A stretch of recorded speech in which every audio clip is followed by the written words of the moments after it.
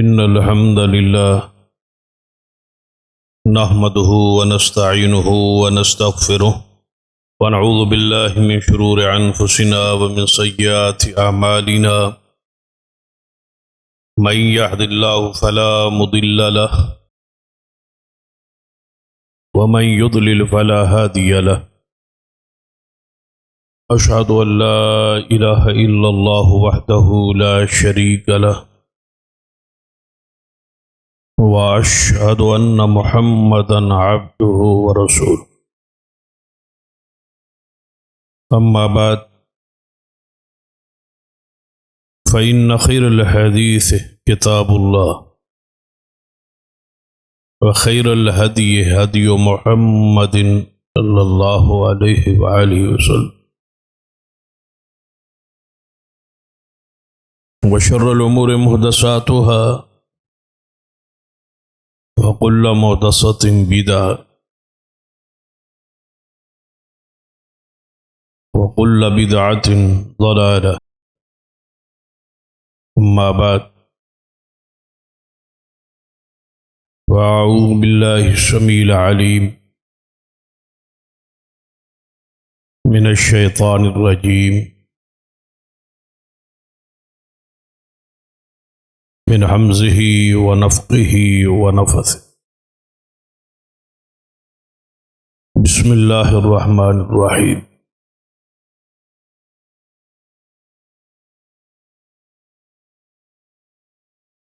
غير المغضوب عليهم ولا الضالين رب اشرح لي صدري ويسر لي أمري واحلل عقدة من لساني يفقهوا قولي رب زدني علما سبحان ربك رب العزة عما يصفون وسلام على المرسلين والحمد لله رب العالمين. حضرات، نبی اکرم صلی اللہ علیہ وسلم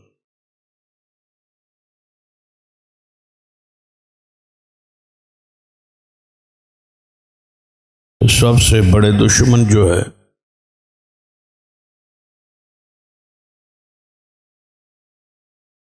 وہ یہودی ہے.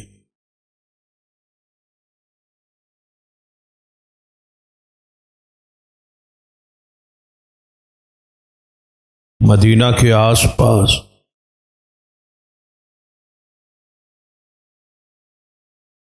یہودیوں کی بہت ساری بستیاں،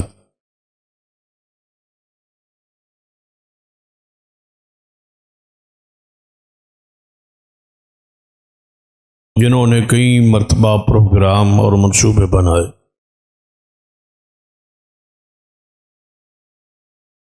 کہ نبی رحمت صلی اللہ علیہ وسلم کو شہید کر دیا جائے.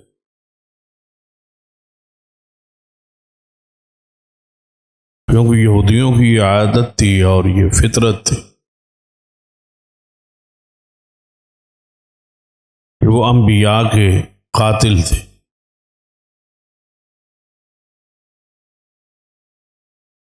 قرآن پاک میں اس کی گواہی ہے وَيَقْتُلُونَ النَّبِيِّينَ، وہ انبیاء کو بغیر حق کے، بغیر جرم کے، بغیر قصور کے وہ قتل کرتے.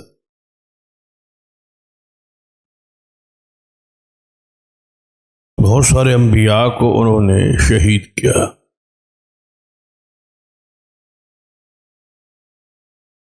ان کے مذہب میں گستاخی جو تھی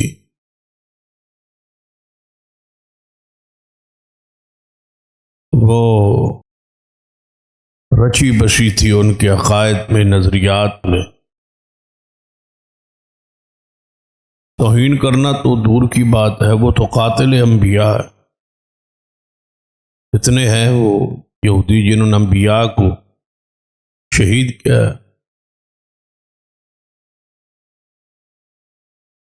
اس لیے نبی رحمت صلی اللہ علیہ وسلم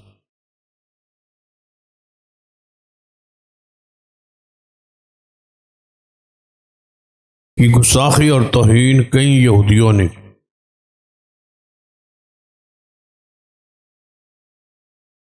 کئی ایک سرداروں کو اسی وجہ سے قتل کیا کہ انہوں نے نبی علیہ الصلوۃ والسلام کو اور آپ کی آل کو گالیاں اور توہین۔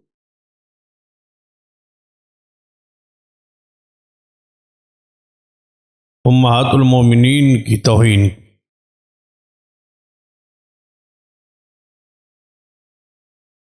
کئی قلعے پہ حملے ہوئے اور کئی یہودیوں کو اسی وجہ سے قتل کیا۔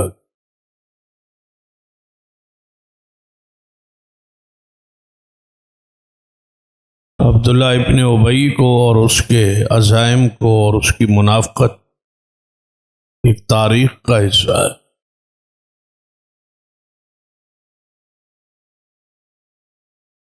بہت سارے عیسائی مسلمان ہوئے، لیکن یہودی انگلیوں پہ گنے جا سکتے ہیں جو محمد مصطفیٰ پر ایمان لے آئے۔ اس کی وجہ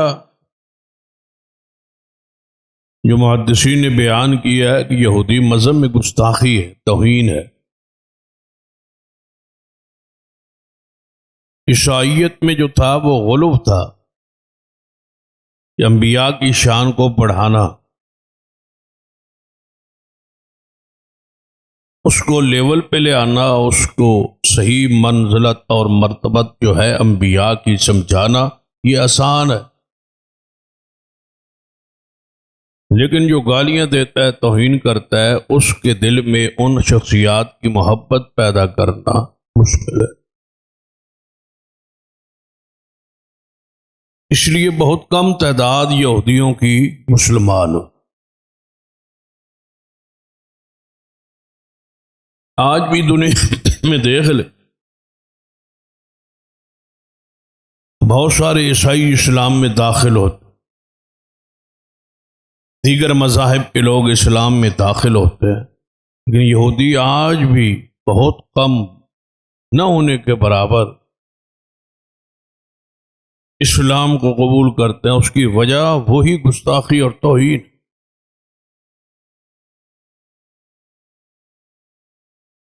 بھلا جس ہستی اور جس شخصیات کو گالیاں دی ہو، توہین کی ہو، ان کی محبت دل میں کیسے پیدا؟ یہی سبب ہے کہ ان کے ایمان نہ لانے۔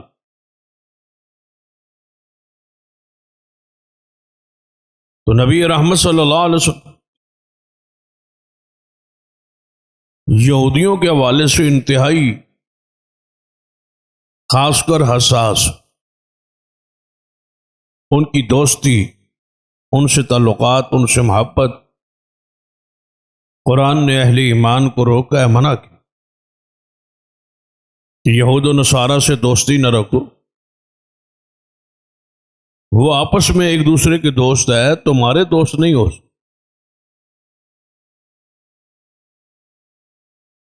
اور جتنی چاہو ان کی غلامی کر لو، نوکری کر لو، خدمت کر لو، ان کی چاکری کر لو، وہ تو اسے راضی نہیں ہو سکتے۔ اور اس پر بھی تاریخ گواہ ہے۔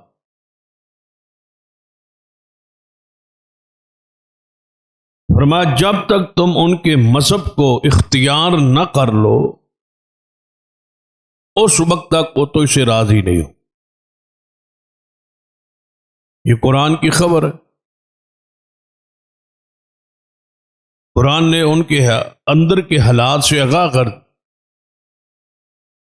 کہ ان کے دل میں اہل ایمان کا، اہل اسلام کا، نبی علیہ السلام کی ذات کا کتنا بوش ہے۔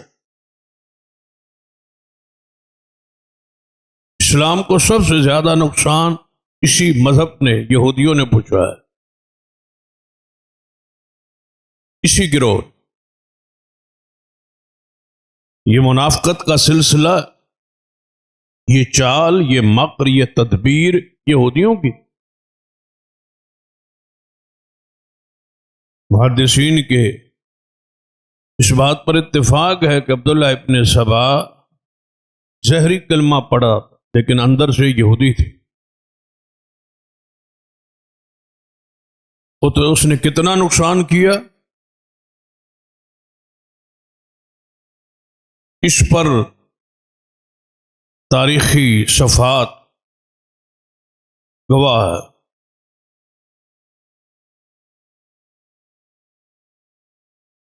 مسلمانوں کو دو حصوں میں تقسیم، فتوحات کا سلسلہ رکنا، آپس کی جنگیں اور اختلافات اور انتشار، اس کی بنیاد میں وہی عبداللہ ابن سبا یہود۔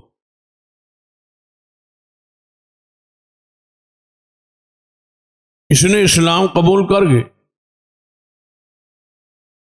کتنا نقصان پہنچایا ہے۔ اس نے بہت سارے عقائد گھڑے اور اسلامی روپ میں مسلمانوں کو اس عقائد ان کے دلوں میں ڈالے اور اس پر گروہ بندی۔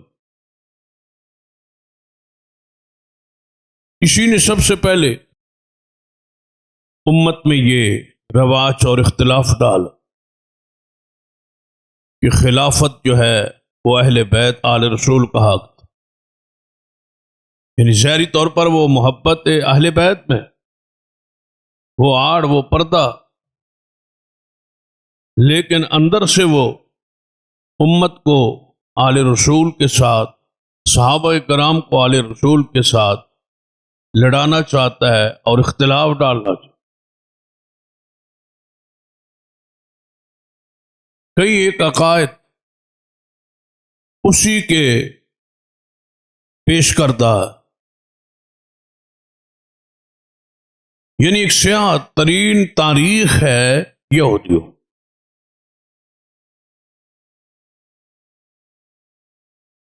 نبی رحمت صلی اللہ علیہ وسلم کو اس گروہ سے کتنی نفرت کہ آپ نے عبادات میں بھی ان سے مشابہت پسند نہیں۔ یہ سب سے بڑی نفرت کی دلیل ہے کہ نبی علیہ الصلوۃ والسلام نے فرمایا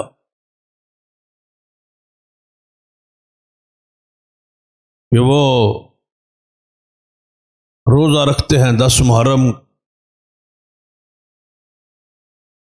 تو آپ نے فرمایا ہم ان کی مخالفت میں 2 روزے رکھیں، یعنی 9 کا بھی 7 رکھیں۔ ان کی مخالفت کر رہے رسول اللہ صلی اللہ علیہ وسلم۔ روزہ عبادت ہے، اس میں بھی آپ یہود سے مخالفت چاہتے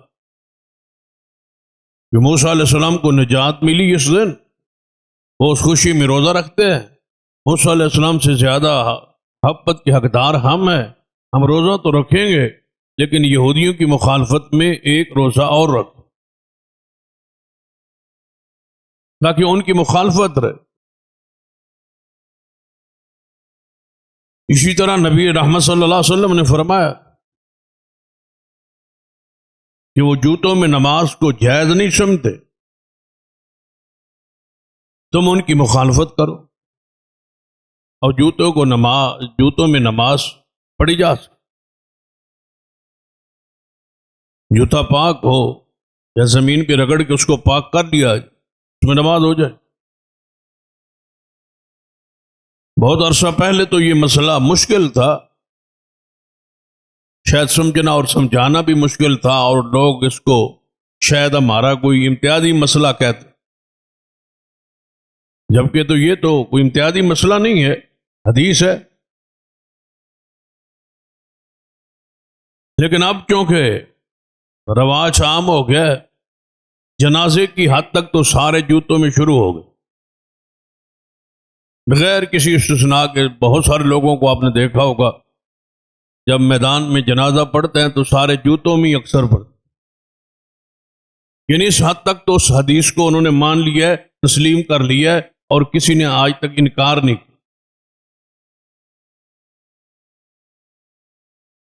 لیکن نبی علیہ السلام نے فرمایا مخالفت کرو ان کی، وہ نہیں جائز سمجھتے، آپ جائز سمجھتے۔ اس کا معنی یہ بھی نہیں ہے کہ جوتوں میں ہی نماز پڑھیں یا جوتوں میں نماز کو ضروری سمجھیں یا فرض جان، یہ بھی نہیں۔ اس کو جائز سمجھیں کہ ایسا جائز ہے۔ اور موقع ایسا ہو تو جائے۔ مولانا محمد اسماعیل سلفی رحمہ اللہ شرح مشکات میں انہوں نے اس حدیث پر بڑا ایک پیارا تبصرہ کیا۔ فرماتے ہیں کہ جائز تو ہے، حدیث میں ہے، جائز ہے، جواز ہے، لیکن مسجد اور جگہ بھی اس کی متقاضی ہو تو پھر ٹھیک ہے، حدیث ہے، عمل کریں۔ آگے شیخ رحمہ اللہ نے بڑی پیاری بات ایک لکھی ہے، فرمایا جو دور حاضر کی ہماری مساجد ہے، ان کی جو صفائی ستھرائی اور کا انتظام اور انصرام ہے، جو قالینیں اور جو صفیں مساجد میں بچھائی جاتی، اور جو باہر کی ہماری مٹی اور گلیاں اور ان کی جو غلاظت اور گندگی ہے، اس کا بھی کچھ تقاضا، اس کا بھی خیال رکھا جائے۔ اور آخر پہ فرماتا ہے کہ جو ان قالینوں پر اور اس صاف ستھری صفوں پر جان بوجھ کے جو بندہ جوتے پہن پر، بعض لوگ کی عادت، ہمارے ہاں بھی ایک آدھ بندہ ایسا سرگودا میں ہے جو اصرار کرتا ہے اور واجب سمجھتا ہے اور ضروری سمجھتا ہے کہ میں نے جوتوں میں ہی نماز پڑھی۔ شیخ صاحب نے بڑا پیارا جملہ لکھا ہے، فرمایا جو اس حالات میں اور ان صفائی ستھرائی اور اس قالینوں پر اور اس بار والے گلیوں کی صفائی اور جو حالت کیفیت ہے، اس کے باوجود جو اصرار کرے اس کی مرمت بھی انہی جوتوں سے کی جائے۔ یہ شیخ نے بڑی ایک پیاری بات لکھی۔ تو مخالفت کا رسول اللہ صلی اللہ علیہ وسلم نے حکم دیا ہے کہ یہود کی مخالفت کرو۔ اسی طرح بال رنگنے کے حوالے سے بھی آپ نے فرمایا وہ بال نہیں رنگتے یہودی، تم ان کی مخالفت کرو، بالوں کو رنگ کرو، داڑھی کے ساتھ، مہندی کے ساتھ اپنے بالوں کو رنگو، اس کے رنگ کو بدلو، اس کی سفیدی کو بدلو۔ یہ بھی یہودیوں کی مخالفت، یعنی نبی علیہ الصلوۃ والسلام نے مخالفت کا حکم دیا ہے، یہ نفرت کی انتہا ہے۔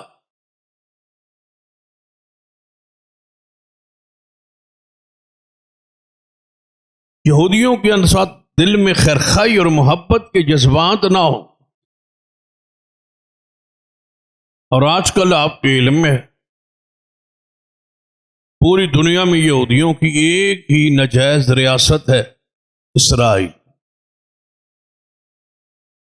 اس کے بارے میں اسلامی ممالک میں محبت اور پیار کے جو کیفیت بڑھتی جا رہی،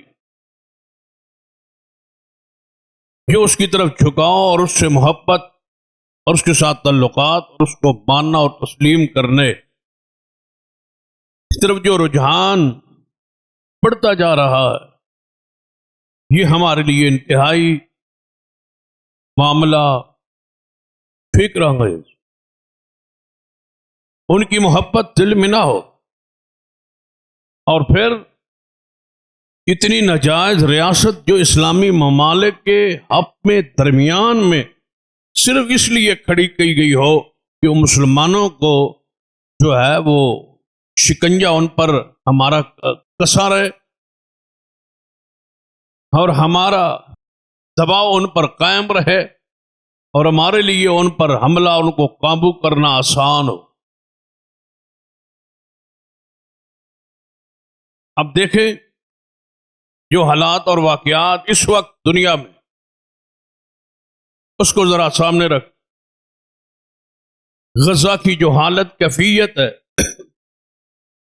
کہ وہاں ہزاروں مسلمان شہید ہو، اور ہزاروں بچے اور عورتیں لاپتہ ہیں۔ یہ بھی بات طے نہیں ہے کہ وہ ملبے کے نیچے دبے ہوئے ہیں یا کہیں لاپتہ۔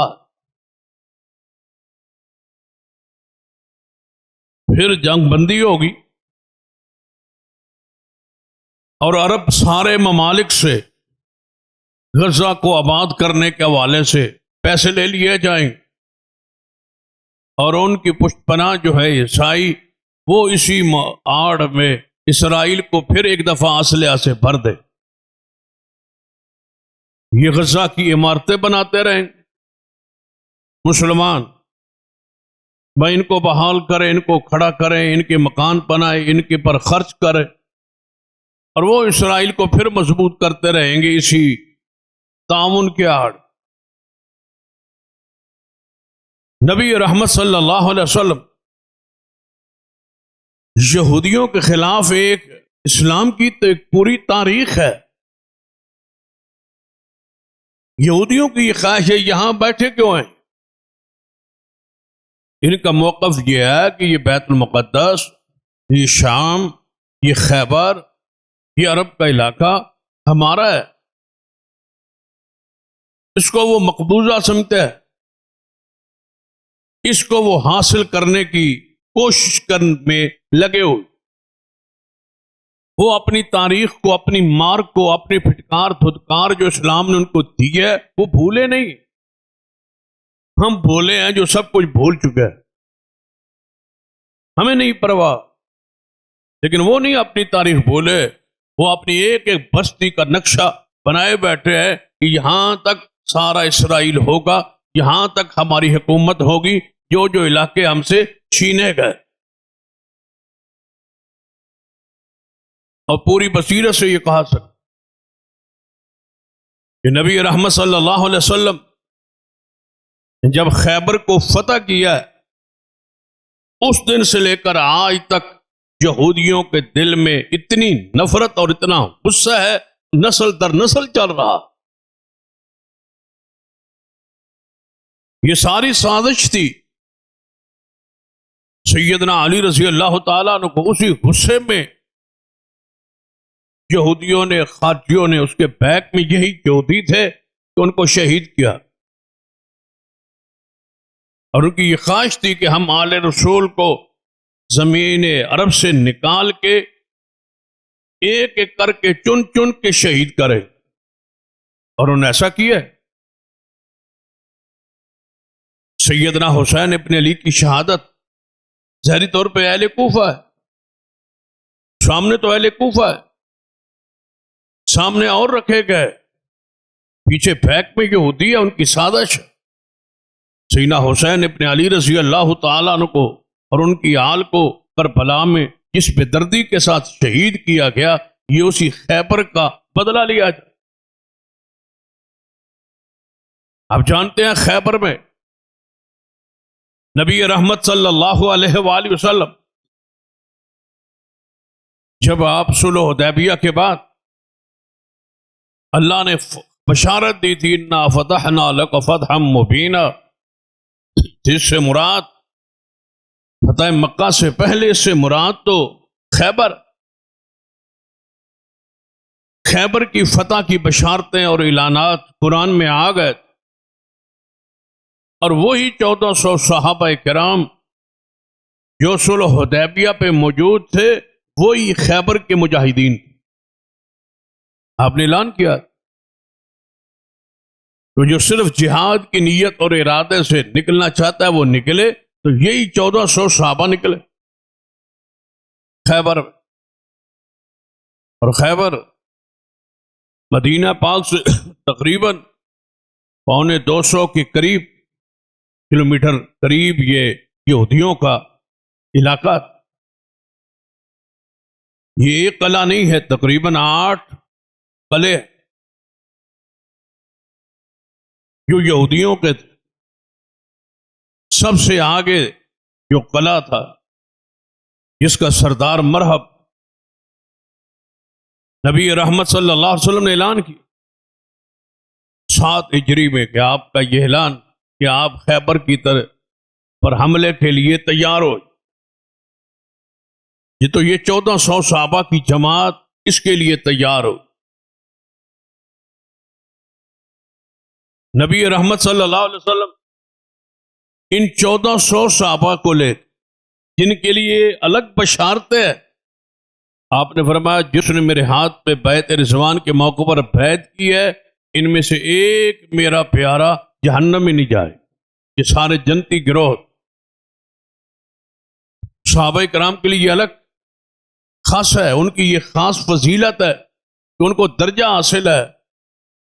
ان اصحاب رسول کو بیعت رضوان والے، جو بیعت رضوان میں رسول اللہ علیہ وسلم کے ساتھ نبی علیہ الصلوۃ والسلام نے یہاں خیبر کی طرف رخ، آپ راستے کو بدل کے شام کی راہ سے، جو ملک شام سے خیبر میں داخل ہوتا تھا، تاکہ یہودی یہاں سے اگر انہیں اطلاع ہو نکلیں دوڑیں تو شام کی طرف دوڑیں گے، تو آگے راستے پر ہی ہماری فوج، ہمارا جتھا موجود ہو.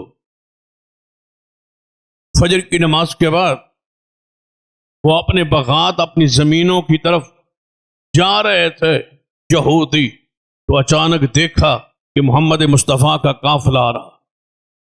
وہ ڈرے، بھاگے، دوڑے اور اپنے قلعوں میں داخل ہو، بچوں عورتوں کو دوسرے قلعے میں داخل کر کے اس پہلے قلعے میں مقابلے کے لیے محمد مصطفیٰ صلی اللہ علیہ وسلم کے لیے کھڑے. ابتدائی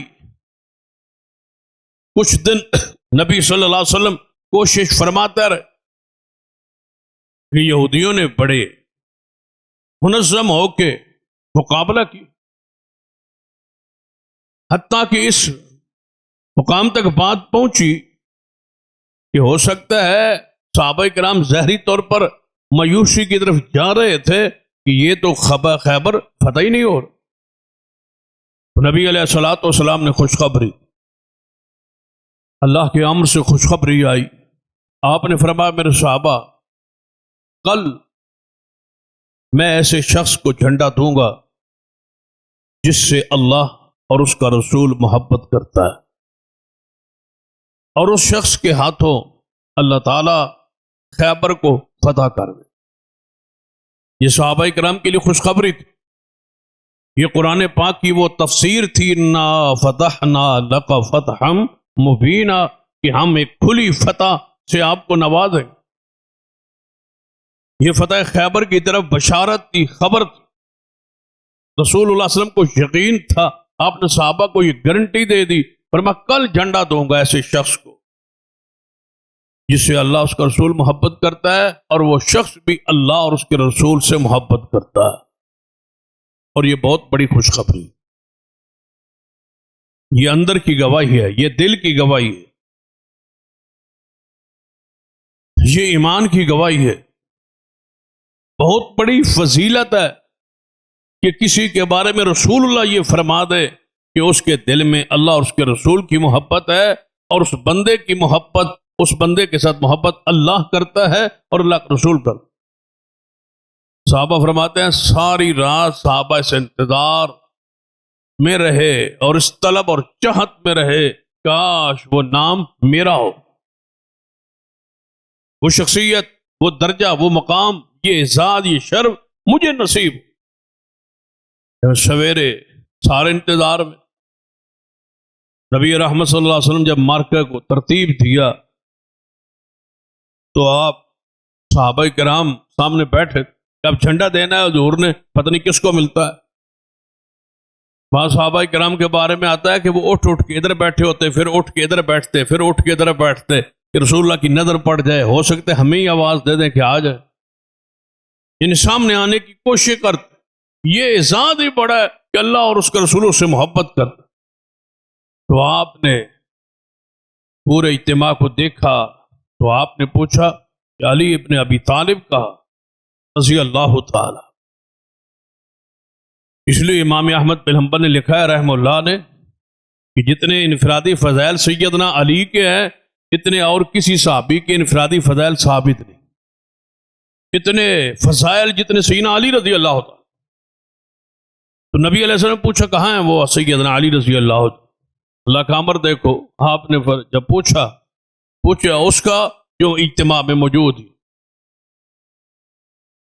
کہا گیا یا رسول اللہ صلی اللہ علیہ وسلم وہ تو خیمے میں ہے، وہ آج تو مارکے میں شامل ہی نہیں ہو سکیں گے، وہ تو بیمار ہے، ان کی آنکھیں دکھ رہی، آنکھوں کو تکلیف ہے، آنکھوں کو درد ہے، اور آج وہ مارکے میں لازم بات ہے جہاد کے لیے بنیاد تو آنکھ ہے، دیکھنا ہے، وہ نہیں آ سکے۔ آپ نے فرمایا انہی کو بلاؤ، بلاؤ۔ بلایا گیا تو سیدنا علی کی آنکھوں کو رسول اللہ نے دیکھا تو آپ نے لعاب پاک ان کی آنکھوں پہ لگا۔ سیدنا علی فرماتے ہیں جب لعاب رسول لگا تو ایسے محسوس ہوا جیسے کبھی تکلیف ہوئی ہی نہیں، اور پھر سیدنا علی کی آنکھیں کبھی زندگی بھر خراب بھی نہیں ہوئی، تکلیف بھی نہیں ہوئی ان آنکھوں کو۔ آپ نے فرمایا سیدنا علی کو جھنڈا تھا۔ سیدنا علی رضی اللہ تعالیٰ عنہ فاتح خیبر، پہلے قلعے کے فاتح سیدنا علی ٹھہرے رضی اللہ تعالیٰ۔ آپ کی قیادت سے عادت یہ قافلہ جو مجاہدین کا گروہ خیبر کے پہلے قلعے پر حملہ آور۔ مرحب بہت بڑا بہادر جنگجو تھا، اور اہل سیر نے لکھا ہے کہ مرحب 1000 بندہ بھی اگر مقابلے میں ہوتا نا تو اکیلا مرحب ہوتا تو لوگ اس کو کافی سمجھتے تھے، اس کے بارے میں یہ معروف تھا، یہ مشہور۔ تو اس نے پہلی دفعہ ہی مرحب باہر نکلا تاکہ یہ جرأت، یہ جو بہادری انہوں نے دکھائی ہے کہ مدینہ سے آ کے یہاں پہ حملہ آور ہوئے، تو پہلی مرتبہ ہی کیوں نہ ان کو دوڑا دیا جائے۔ مرحب کا نام سن کر دنیا کانپتی تھی۔ تو سیدنا عامر بن عقبہ رضی اللہ تعالی اس کے اعلان پر باہر نکلے سب سے پہلے، لیکن حملے کے دوران انہوں نے بھی وار کیا، لیکن مرحب کا وار کامیاب ہوا اور سیدنا عامر رضی اللہ تعالیٰ نے زخمی ہو کے گر پڑے۔ پھر سیدنا علی رضی اللہ تعالیٰ آ گیا، وہ کہہ رہا تھا کہ میں مرحب اور میرا یہ مقام کہ میں یہ بہادر اور جنگجو اور اتنا دلیر ہوں۔ تو سیدنا علی رضی اللہ تعالیٰ جواباً جو ارشاد فرمایا، انا الذی سمتنی بی حیدرہ، میں وہ ہوں، انا الذی سمتنی امی حیدرہ، میں بھی وہ ہوں جس کی ماں نے نام حیدر رکھا۔ حیدر کا معنی کیا ہوتا ہے؟ شیر۔ میرا نام شیر حیدر میری ماں نے رکھا ہے، اور میں بھی جو ہے وہ سا کے برابر، سا وزن کا ایک پیمانہ ہے، اس کے ساتھ نہیں بلکہ نیزوں کے ساتھ آج معاملات کو برابر کروں گا۔ سیدنا علی رضی اللہ تعالی مرحب پر فاتح ٹھہرے، مرحب کے وجود کے 2 ٹکڑے کر ڈالے سیدنا علی رضی اللہ تعالی۔ بس مرحب کا قتل ہونا تھا کہ صحابہ کرام کی یہودیوں کے ساتھ گھمسان کی لڑائی اور جنگ شروع ہو۔ رسول اللہ صلی اللہ علیہ وسلم صحابہ کرام سمیت اندر داخل ہو، ایک قلعہ فتح ہوا، دوسرا قلعہ فتح ہوا۔ یہ 8 قلعے ہیں جو ان کو کئی دنوں میں بالترتیب محمد مصطفیٰ صلی اللہ علیہ وسلم نے فتح کی۔ مال غنیمت، ڈھیروں اسلحہ، غلہ، کھجورے، سونا اور چاندی، مال غنیمت میں محمد مصطفیٰ صلی اللہ علیہ وسلم کے یہ ہاتھ۔ پھر آگے تو قلعے یہودی خود بخود حوالے کرتے گئے، بغیر جنگ کے، بغیر لڑائی کے حوالے کرتے۔ مال فے کی صورت میں وہ مال جو ہے وہ جمع ہوتا رہا۔ سیدہ عائشہ صدیقہ رضی اللہ تعالیٰ عنہ فرماتی ہے کہ جب خیبر فتح ہوا تو ہم نے یہ یقین کر لیا کہ اب ہم سیر ہو کے کھانا کھایا کریں گے، ہمیں غلہ بھی ملے گا، ہمیں کھجوریں بھی ملے گی۔ لیکن اس سے پہلے تو ہمارے گھروں میں، چولہوں میں کبھی کئی مہینے، کئی ایام گزر جاتے، آگ بھی نہیں جلتی تھی۔ یہ حالت تھی ہماری خوراک کی، ہمارے گھر کی۔ تو یہودیوں کو بولتا ہے بلا، یہ خیبر یہودیوں کو نہیں بولتا، وہ نقشہ بنائے ہوئے اسرائیل کہ یہ خیبر ہمارے علاقے ہے، ہمارے مقبوضہ علاقے ہیں، ہم نے ان کو واپس لینا ہے۔ بولے اے مسلمان جو ان کے ساتھ دوستی، ان کو ماننے اور ان کو تسلیم کرنے کے لیے تیار بیٹھ، یہ وہ خیبر ہے، یہ وہ علاقہ ہے جو یہودیوں کی بستیاں ہیں، یہودیوں کے قلعے ہیں، جو محمد مصطفیٰ صلی اللہ علیہ وسلم نے اپنے قبضے میں لیے ہیں، یہاں فتوحات اللہ نے عطا فرمائی۔ بھلا وہ کیسے ان کو برداشت کرے؟ پھر نبی علیہ السلام نے مال تقسیم کیا، 36 حصوں میں مال غنیمت کو تقسیم کیا گیا، ہر حصے کو پھر آگے 100 حصے بنائے۔ آپ نے 18 حصے، آدھا حصہ جو ہے وہ مستحقین کا وہ جمع ہوگا بیت المال میں، جہاں سے نظام سلطنت چلے گا، بیت المال چلے گا، بیت المال میں جمع ہوگا۔ باقی 18 حصے جو ہے ان میں سے ایک حصہ اس کو دیا جائے گا جو پیدل ہوگا جہاد میں، اور جو گھوڑا لے کر آیا ہے اس کو 2 حصے اور دیے جائیں۔ نبی علیہ الصلوۃ والسلام جب سیدنا جعفر طیار رضی اللہ تعالیٰ کے بارے میں آتا ہے کہ حبشہ سے ہجرت کر کے وہ پہنچے مدینہ میں، تو مدینہ تو سارا خالی تھا، حضور خیبر میں تھے، وہ باقیوں بچوں کو عورتوں کو چھوڑ کے خیبر میں جا پہنچے۔ جب حضور سے ملے تو رسول اللہ نے فرمایا تھا کہ میرے اس جعفر کو بھی خیبر میں سے حصہ دیا جائے، اور ساتھ فرمایا مجھے آج یہ نہیں محسوس ہو رہا، پتہ نہیں چل رہا کہ مجھے جعفر طیار کے آنے کی زیادہ خوشی ہے یا خیبر کے فتح ہونے کی زیادہ خوشی۔ یہ رسول اللہ صلی اللہ علیہ وسلم ذکر فرما رہے، یہ وہ خیبر کا علاقہ ہے۔ اتنا مال غنیمت نصیب ہوا کہ مہاجرین جب واپس آئے نا خیبر سے، تو جتنا مال انہوں نے انصار سے کھجوریں لی ہوئی تھیں، باغات لیے ہوئے تھے بھائی کی حیثیت سے، سب کچھ واپس کر دیا کہ آج کے بعد ہمیں تمہاری کھجوروں کی، تمہارے مال کی ضرورت نہیں ہے۔ اللہ نے مال غنیمت سے، مال فیض سے اللہ نے ہم پر رحمت فرما دی۔ یہ وہ یہودیوں کو تکلیف ہے، یہ وہ روگ ہے، یہ وہ دکھ ہے۔ پھر یہودیوں انہی قلعوں میں سے ام المومنین سیدہ صفیہ رضی اللہ تعالی عنہ، یہ اپنے قبیلے کی سردار تھی اور بڑی خاتون۔ جب یہ لونڈی کی حیثیت سے رسول اللہ صلی اللہ علیہ وسلم کے مجاہدین ان کو لے آئے تو آپ نے فرمایا اس صفیہ کو، حضرت دہیہ قلبی رضی اللہ تعالی جو صحابہ کرام میں سے صورت کے لحاظ سے سب سے زیادہ خوبصورت، جن کی جبرائیل علیہ السلام جن کی صورت میں جبرائیل علیہ السلام آیا کرتے تھے، فرمایا یہ ان کے حوالے کر دیجیے۔ صحابہ کرام نے عرض کیا یا رسول اللہ صلی اللہ علیہ وسلم یہ اونچے خاندان کی ہے، اونچے مقام کی ہے، اپنی قوم کی سردار ہے، یہ آپ کے شیان شان ہے کہ آپ اس سے نکاح کر لیں۔ تو نبی علیہ الصلوۃ والسلام اس کو آزاد کر کے اور اس کے آزادی کو حق مار قرار دے کے خود نکاح کر کے اسے ام المومنین بنا دی۔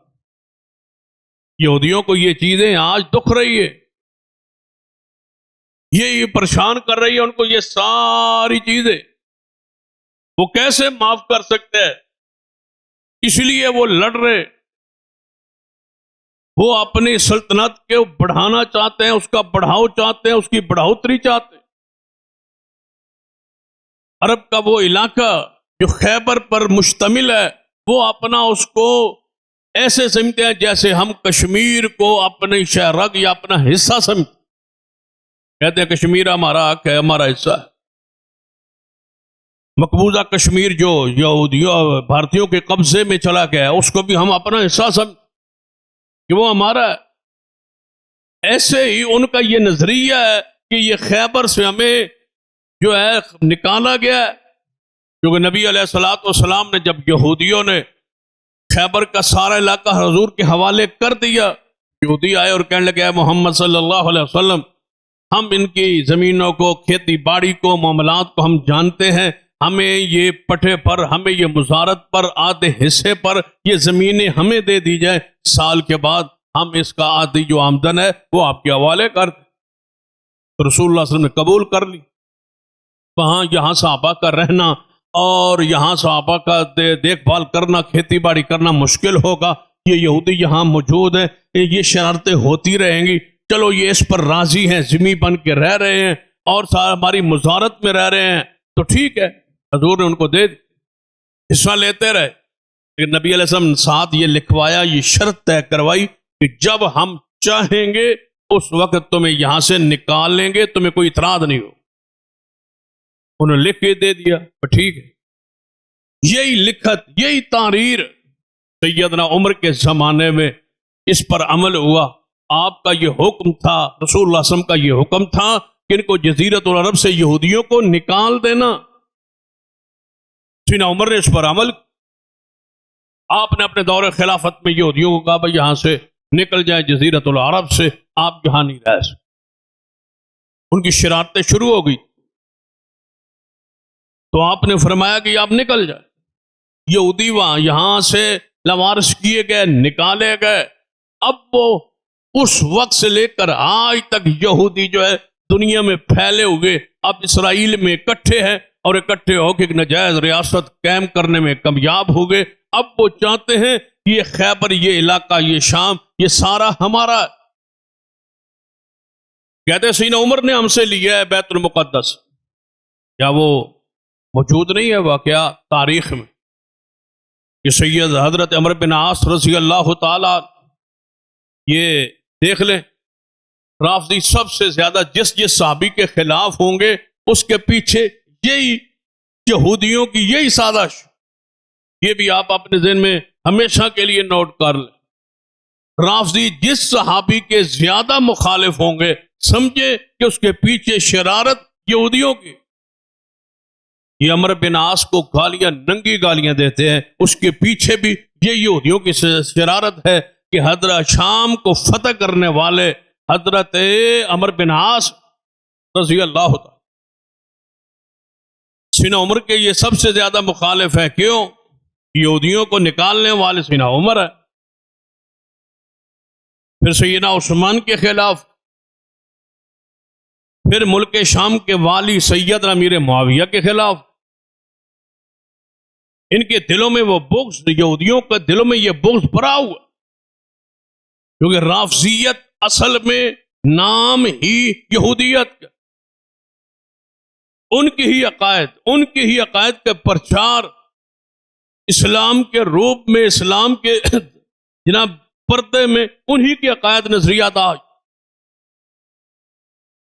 آج تک یہ جھگڑا نہیں ہے یہ فدق کا، تو فدق کس کی بستی کا نام ہے؟ یہودیوں کی بستی کا نام۔ اور یہ لوگ آج تک، یہ کہاں ہے یہ فدق کی بستی؟ ہے کہاں؟ خیبر میں؟ خیبر میں تو نہیں، یہ خیبر سے 2 دن کی مسافت پر ہے، 2 دن کی مسافت، لیکن خیبر کے ساتھ جوڑا ہوا کیسے ہے؟ جیسے ہر بندے کو پتا ہے کہ خیبر میں ہی فدق ہے، ایسا نہیں۔ تاریخ کو پڑھ، جغرافیہ کو پڑھیں، یہ تو خیبر سے بستی یہ یہودیوں کی ہے، لیکن خیبر سے یہ 2 دن کی مسافت پر۔ آج اس دور میں سعودی عرب کا جو شہر حائل ہے اس کے قریب حائط ایک بستی ہے جس کو اس دور میں فدق کہا جاتا۔ حائط، آج اس کا نام حائط ہے، اس وقت فدق، یہ یہودیوں کی بستی۔ خیبر کے بعد رسول اللہ نے یہ محسوس کیا کہ پورے عرب میں جہاں جہاں یہودیوں کی بستی ہے، خیبر کے بعد پلٹنا واپس نہیں چاہیے، یہودی وہاں اکٹھے ہو کے کہیں جمع ہو کے پھر پروگرام پروپیگنڈا نہ کرے۔ یہودیوں کی ساری بستیوں کو اسلام کی دعوت دیں، اگر قبول کرتے ہیں تو ٹھیک، نہیں تو ذمہ بن کے رہیں، ٹیکس دے کے رہیں، نہیں تو ان کو قتل کر دیں۔ یہ بستی معروف تھی خیبر کے بعد، اور خیبر سے آگے تھی،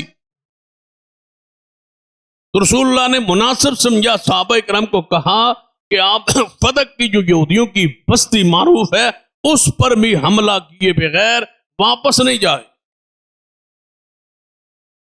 تو یہاں بھی آئے، پہلے تو انہوں نے مقابلے کی کوشش کی، جب انہیں خیبر کی بستیوں کا پتہ چلا کہ وہ تو اجڑ گئی ہیں، برباد ہو گئی ہے، مغلوب ہو گئی ہے، یہودی 90 کے قریب یہودی مارے گئے، اور ہماری تاریخ تو یہ تھی۔ آج 7-8 ہزار مسلمان فلسطین میں یہودیوں کے ہاتھوں شہید ہو چکے۔ پورے خیبر کی فتوحات میں 15 سے 18 تک، زیادہ سے زیادہ 18، کم سے کم 15 صحابہ کرام شہید۔ اتنے نقصان کے بعد فتوحات ہوئی۔ یہودی تو دنیا کی بزدل ترین قوم،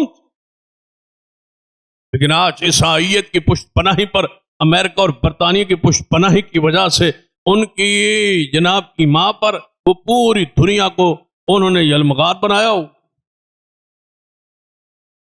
اور سارے مسلمان ان کے دھوکے میں ان کو قبول کرنے کے لیے تیار ہوئے۔ جیسے وہاں کوئی سونا کے پہاڑ ہے، اسرائیل کو مان، اسرائیل کو مان، اسرائیل کو مان۔ اسی وجہ سے پھر وہاں کی تنظیم حماس نے حملہ کر۔ اب لوگ کہتے ہیں جب ان کے پاس اسلحہ نہیں تھا، ان کے پاس طاقت نہیں تھی، ان کے پاس کچھ تھا نہیں، تو حملہ کیوں؟ انہیں حملہ پتہ کیوں کی؟ انہیں کہا اگر حملہ نہیں کرتے تو اسرائیل کو سارے اسلامی ممالک ماننے کے لیے تیار بیٹھے ہیں، ہمارے میں تو سب ہستی سے مٹا دیا جائے۔ انہیں کہا ایک ہی طریقہ رہ گیا، چھلانگ لگا جاؤ، اسرائیل کے اندر داخل ہو جاؤ، دنیا کی توجہ تاکہ مرکوز ہو جائے، اور اسرائیل کو نہ مانے، ان کو جگاؤ مسلمانوں کو۔ انہوں نے جان کے نذرانے پیش کیے، نہتے ہو کے بھی حملہ آور ہو۔ اگر حملہ آور نہ ہو، دیکھ لے ملک تاریخ پڑھ لے، سارے اسلامی ممالک اسرائیل کو مان گئے۔ اب وہ پیچھے ہٹے ہوئے، ڈرے ہوئے کہ ہمارے خلاف عوام نکلنا آئے اگر ہم نے اسرائیل کو مانا۔ پھر مجال ہے کوئی جرت کے ساتھ کوئی بیان دے،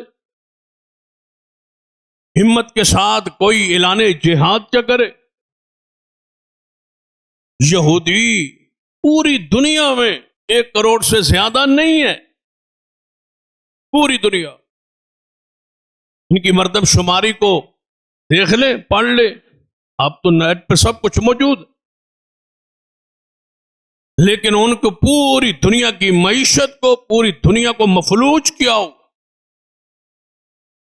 نبی اکرم صلی اللہ علیہ وسلم سے لے کے دور سے لے کر آج تک مار کھا کے وہ آپ بدلے لینا چاہتے ہیں امت مسلمہ سے، قرآن سے، دین سے، محمد مصطفیٰ کے صحابہ نے جو ان کو زخمی کیا ہے، آج وہ ان کے بدلوں کے لیے تیار ہے۔ یہ جو تم کہتے ہو نا ایران بڑا مخالف ہے اسرائیل کا، سب سے پہلے اس نے مخالفت کی، اس نے کہا میں راکٹ داغ دوں گا، میں یہ کر دوں گا، میں وہ کر دوں گا۔ سب سے زیادہ اسلامی ملکوں میں سے اسرائیل کا مخالف کون ہے؟ ایران ہی نظر آتا ہے۔ تو کیا ہم ایران کو پھر خراج تحسین پیش کریں؟ نہیں، یہی تو سازش۔ ایران حمیتی ہے، ایران معاون ہے، ایران کی تو خواہش ہے کہ یہ سعودی عرب اور دیگر ممالک پر بھی آگے کھلے اور حملہ آور ہو اور یہ مٹے۔ خود مخالفت داری کرتا ہے، اندر سے ملے اور جڑے ہوئے کیسے ہو سکتا ہے کہ یہودی ریاست کا مخالف ایران ہو؟ یہ ممکن ہی نہیں۔ تاریخ کا حصہ ہے، اس کو پڑھ کے دیکھ۔ یہاں رافضیوں نے کبھی یہودیوں سے مخالفت کی ہے؟ ممکن ہی نہیں۔ یہودیوں کے قتل کا انتظام دیکھیں ایران میں کیا، اصفہان کا علاقہ، ایران کا پورا علاقہ اصفہان کا یہودیوں کا ہے، جہاں بھی یہودی۔ اسرائیل کے بعد سب سے زیادہ یہودی ایران میں۔ یہ کیسے ہو سکتا ہے کہ اپنے ملک کے لوگوں کی وہ مخالفت کرے؟ یہاں سے دجال نے نکلنا ہے اور یہودیوں نے جھنڈے لے کے ان کے ساتھ ملنا ہے، وہ علاقہ کہاں ہے؟ رسول اللہ کیا فرما گئے؟ رسول اللہ فرماتے ہیں یہاں سے یہودی نکلیں گے اور اس کے ساتھ دجال کے ساتھ نکلیں گے، لشکر اس کے ساتھ ہوگا، کالے ان کے جھنڈے ہوں گے۔ رسول اللہ نے وضاحت کی ہے اصفہان کے علاقے جب دجال نے نکلنا ہے تو یہودی اس کے ساتھ ہوں گے، یہودی وہاں آباد ہے، یہودی موجود ہے۔ پھر یمن سے ہوتے ہوئے مدینے کی طرف داخل ہونے کی کوشش کریں گے تو بنو تمیم ان کو دھکیل کے خیبر کی طرف لے جائیں گے، اور شام، پھر ملک شام، یہ سارا اسرائیل یہ کہتا ہے ہمارا علاقہ ہے، وہیں پر عیسیٰ ابن مریم نازل ہو کے پھر قتل کریں گے یہودیوں کو اور دجال۔ یہ پورا منظر بنتا جا رہا ہے، جیسے حدیث میں نقشہ محمد مصطفیٰ صلی اللہ علیہ وسلم نے بیان کیا ہے، وہ پورا نقشہ ہمارے سامنے۔ ایک ایک حدیث کو اس حوالے سے پڑھ کے دیکھ لے تو یہ یہودیوں کا ایک پراپگنڈا ہے، رافضیوں کا، کہ ہم بڑے خلاف ہیں، ہم بڑے خلاف۔ تو یہ ایک عملی قدم، راکٹ کو لا کر پھینکا ہو نہیں، یہ بھی ہو سکتا ہے کسی خالی جگہ پر، کسی مناسب جگہ پر یہ ایران حملہ کر کے یہ بھی باور کرانے کی کوشش کرے کہ میں اس کا مخالف، لیکن ایسا نہیں۔ سعودی عرب کی نفرت ایران کے دل میں کوٹ کوٹ کے بھری ہوئی، شاید ہمارے دل میں اتنی بھارت کی نفرت نہیں ہے جتنی ان کے دل میں سعودی عرب کی نفرت۔ وہ تو چاہتے ہیں کہ اس راہوں سے راکٹ پھینکیں جہاں غلطی سے گریں، یہاں پر پھینکیں، وہاں گریں، یہاں۔ وہ تو یہ چاہتے کہ ہمیں اوپر سے فضا کی اجازت۔ یہودی اس دنیا کا بدترین گروہ، یہ اس بدلے کی جلن اور خواہش میں ہے جو انشاءاللہ کبھی پوری نہیں ہوگی۔ یہ ان کی خواہش ہے، یہ ان کی چاہت ہے کہ ہم نے اس علاقے کو لینا ہے، فدق کو لینا ہے۔ بتاؤ پھر فدق کا سب سے پہلے آواز کس نے بلند کی تھی؟ عبداللہ ابن سبا۔ کہ یہ کس کا حق ہے؟ یہ آل رسول اہل بیت کا حق ہے۔ حالانکہ فدق جب فتح ہوا، فدق مال فے کی صورت میں بغیر لڑائی کے جب فدق کی بستی یہودیوں نے حوالے کر دی تو رسول اللہ نے فرمایا اس کی جتنی آمدن ہے یہ آل رسول کے لیے خاص رہے گی۔ جتنی آمدن آتی رسول اللہ صلی اللہ علیہ وسلم بنو ہاشم میں اپنے خاندان میں اس کو تقسیم کر دے۔ بنو ہاشم کے جوانوں کے نکاحوں کا، شادیوں کا انتظام و انصرام کر۔ یہی سیدہ فاطمہ تو ذرا نکتہ اٹھایا سینہ صدیق سے کہ ابو بکر رضی اللہ تعالیٰ عنہ، کیا اس کی تولیت، اس کی نگرانی، اس کا حق کے وراثت ہمیں ملے گا؟ فرمایا نہیں، حضور کی وراثت تقسیم نہیں ہوتی، یہ اسی طرح تقسیم ہوتا رہے گا جیسے محمد مصطفیٰ کے زمانے میں تقسیم ہوتا تھا۔ اہل بیت کو اس کو دیا جاتا رہے گا جیسے رسول کے زمانے میں دیا جاتا تھا۔ حق حکومت کا رہے گا، آمدن ساری اہل بیت پہ خرچ۔ اور آج بھی یہ بات سن لے کہ فدق کی جو زمین ہے، آج فدق وہی ہے نا، زمین وہی ہے، زمین کہیں اڑ تو نہیں گئی، چلی تو نہیں گئی، زمین وہی ہے۔ فدق کی ساری زمین کی آج بھی آمدن سرکار کے حوالے، وہ ملکیتی نہیں ہے، کسی بندے کی ملکیت نہیں ہے، مقامی بندے کی ملکیت نہیں، وہ ساری گورنمنٹ، کرایہ گورنمنٹ اس کی آمدن وصول کر۔ اس طرح ہمارے ہاں اوقاف کی زمین ہوتی ہے، کرایہ کون لیتا ہے؟ حکومت لیتی۔ اسی طرح وہ حکومت کے حوالے، یہاں تو ڈنڈی چلتی ہے، وہاں ڈنڈی بھی نہیں چلتی۔ اور آپ سن کے یہ بات عجیب محسوس کریں گے کہ فدق کی وہ ساری زمین آج کی حکومت کے سرکاری تحویل میں ہے، ان کی ملکیت میں ہے، اس کی ساری آمدن آج بھی جمع ہوتی ہے جو حضور کی آل میں سے وہاں موجود ہیں عرب میں، سب ان کی ویلفیئر پہ خرچ ہوتی۔ آج اس کا طریقہ وہی ہے جو صدیق عمر کے زمانے میں، جتنے سادات ہیں جو حضور کی اولاد ہے، آل جعفر ہے، آل عقیل ہیں، آل عباس ہے، آل علی ہیں، جو آل حسن ہیں، آل حسین ہیں، جتنے عرب میں موجود ہیں، ان کی خدمت کے لیے وہ وقف آج تک وہی نظام ہے جو صحابہ کرام کے دور میں تھا، جس کو سیدنا صدیق نے جاری کیا، پھر سیدنا عمر نے جاری۔ سیدنا عمر رضی اللہ تعالیٰ کے بارے میں آتا ہے صحیح البخاری وغیرہ کہ انہوں نے اہل بیت کے اسرار پر، کیوں کہ باغ فتق، علاقہ فتق، وہاں جو ہے اس کا کوئی نہ کوئی بندہ تو یہاں جائے گا نا سرکاری، جو اس کی آمدن وصول کرے گا وہاں سے لوگوں سے۔ تو آل رسول اہل بیت نے کہا کہ چلو نگرانی ہمیں دے دے، اگر وراثت تقسیم نہیں ہوتی نہ ہو، یہ تو حدیث میں آ گیا، لیکن نگرانی تو ہم لے سکتے ہیں نا، کہ نگرانی ہم جائیں وہاں سے ساری آمدن لے آئیں، بیت المال میں جمع کرائیں، پھر امیر المومنین اس کو اہل بیت پہ تقسیم کے انصاف سے خرچ کر دے۔ چلو جائیں تو ہم، جب حق ہمارا ہے، پیسہ ہمیں ملنا ہے، اس کی آمدن ہمیں ملنی ہے، تقسیم اہل بیت پہ ہونی ہے، بنو ہاشم پہ ہونی ہے، تو پھر جائیں بھی بنو ہاشم، وہاں سے لے آئیں، وصول کریں۔ آج بھی آپ کے علم میں ہے نا کہ محکمہ زکوٰۃ میں سداد کو بھرتی نہیں کیا جاتا، کیوں کہ ان پر زکوٰۃ نہیں لگتی، زکوٰۃ نہیں خرچ ہوتی۔ یہ الگ بات ہے کہ زبردستی کوئی زکوٰۃ کھاتا رہے، اسلام تو یہ کہتا ہے سداد پر، آل رسول پر زکوٰۃ نہیں لگتی۔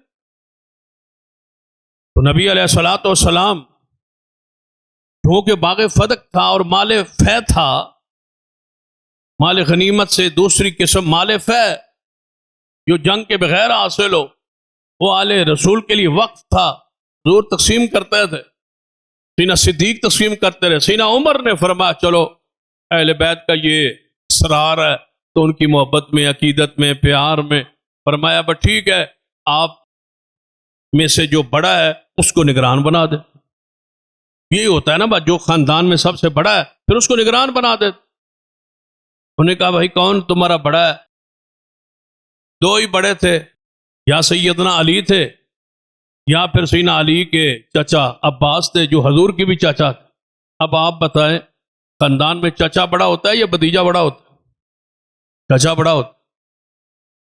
تو سیدنا عمر نے فرمایا کہ پھر چچا جو ہے حضور کے بھی چاچا ہیں، علی پاک کے بھی چاچا ہیں، بنو ہاشم میں جب ڈائریکٹ موجود ہے عباس بن عبد المطلب، جب خود موجود ہے تو پھر وہ والی بنے، وہ وارث بنے، وہ ذمہ داری کریں، وہ ذمہ داری اٹھائیں، جائیں لے آئیں اور بیت المال میں جمع کریں، جیسے تقسیم ہو جائے تقسیم ہو جائے۔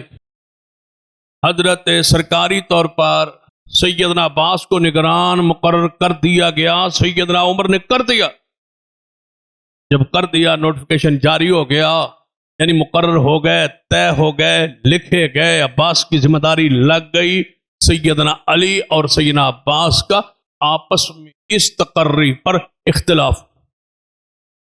سیدنا عباس فرمائے کہ میں چچا ہوں، میرا حق ہے۔ انہوں نے فرمایا میں حضور کا داماد بھی ہوں اور حضور کے چچے کا بیٹا بھی ہوں، میرا حق ہے۔ فرمایا نہیں آپ نہیں، میرا حق۔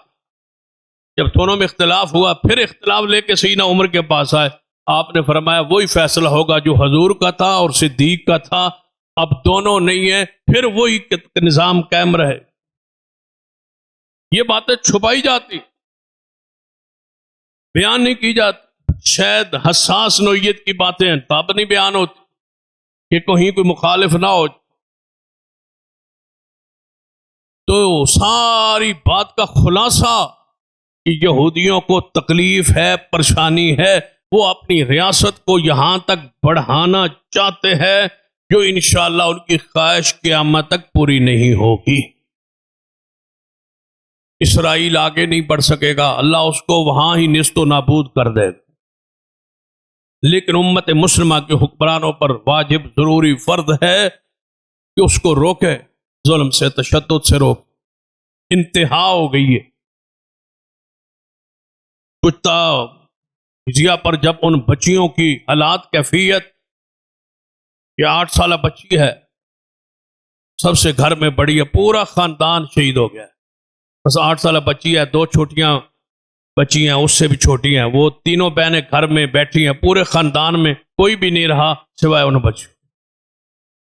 ایسی ایسی دکھ بری داستان ہے، بندے کو نیند نہیں آتی، سکون نہیں آتا۔